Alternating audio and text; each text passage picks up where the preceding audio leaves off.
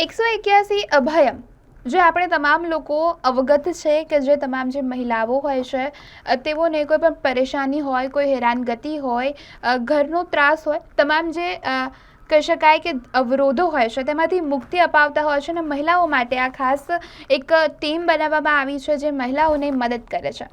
ત્યારે તેના વિશે ખાસ માહિતી આપવામાં આવી કારેલીબાગ પોલીસ સ્ટેશન ખાતે, જે કહી શકાય છે કે તેમના દ્વારા 181 અભયમ શું છે તેના વિશે વિશેષ માહિતી આપવામાં આવી। આવો સાંભળીએ।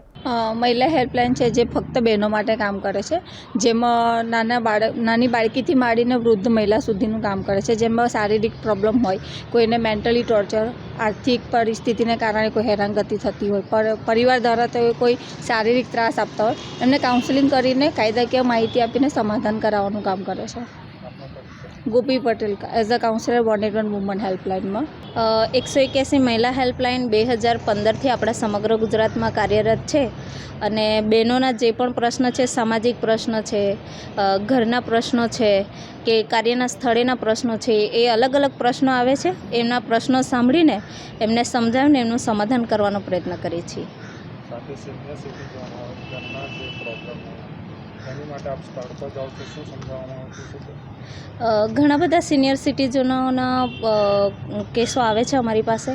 એમના પ્રોપર્ટી ઇસ્યુ માટે દીકરાઓ હેરાન કરતા હોય, ઘણીવાર એમને દીકરાઓ મા બાપને રાખવા માગતા ના હોય તો એમના દીકરાઓને સમજાવીને મા બાપને રાખવા માટે કે એમની સાર સંભાળ રાખવા માટે પણ સમજાવીએ છીએ। પ્રોપર્ટી બાબતના ઇસ્યુ હોય તો અમે ઘણીવાર દાલસા માટે એમને પ્રિફર કરીએ છીએ કે વકીલો દ્વારા એમને લીગલ એડવાઇસ એમને મળી રહે। મારો પરિચય, હું Chaudhary Poonamben, as a counsellor, મહિલા police station as a counsellor કામ કરું છું।